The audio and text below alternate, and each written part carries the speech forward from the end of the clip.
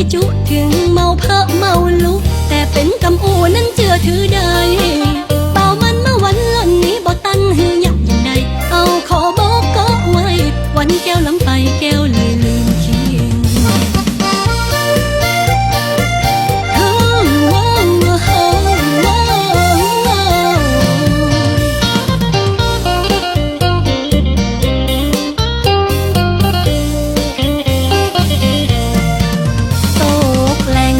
ขอบอกว่าตันถึงบ้า